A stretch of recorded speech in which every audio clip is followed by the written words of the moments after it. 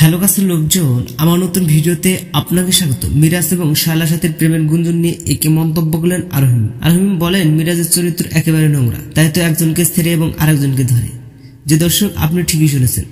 আজকে সকালে ছোট পর্দার জনপ্রিয় অভিনেত্রী আরহিম এই কথা সবার সামনে শেয়ার করেছেন এবং শায়লার সাথে ইঙ্গিত করে তিনি আরো কিছু কথা বলেছেন যা শোনার জন্য প্রস্তুত ছিল না দর্শকরা। তাই জানতে চাইলে সম্পূর্ণ ভিডিওটি শেষ পর্যন্ত দেখুন। সুপ্রিয় দর্শক, আপনারা অনেকে জানেন গতকাল মেগাস্টার শাকিব খানের বরবাদ সিনেমা দেখার জন্য গিয়েছিলেন শায়লার সাথে মিরাজ খান।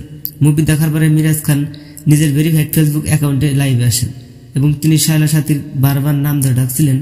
এতে করে দর্শকরা বুঝতে দেরি হয় নাই যে তাদের মধ্যে গোপন একটা প্রেম চলছে, কারণ এখন পর্যন্ত কোনো একটি নাটকে বোধে শায়লার সাথে মিরাজ খানকে নায়ক হিসাবে চরিত্র দেখা যায়নি। মিরাজ খান শায়লার সাথীকে বড় বোনের মতো সম্মান করত, কিন্তু হঠাৎ করে তিনি কেন বারবার শায়লার সাথে নাম ধরে ডাকছেন?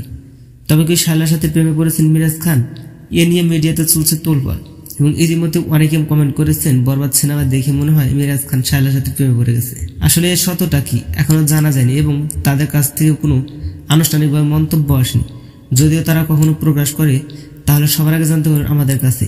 তাই চ্যানেলটি সাবস্ক্রাইব করে পাশেই থাকুন। অসংখ্য ধন্যবাদ পুরো ভিডিওটি উপভোগ করার জন্য।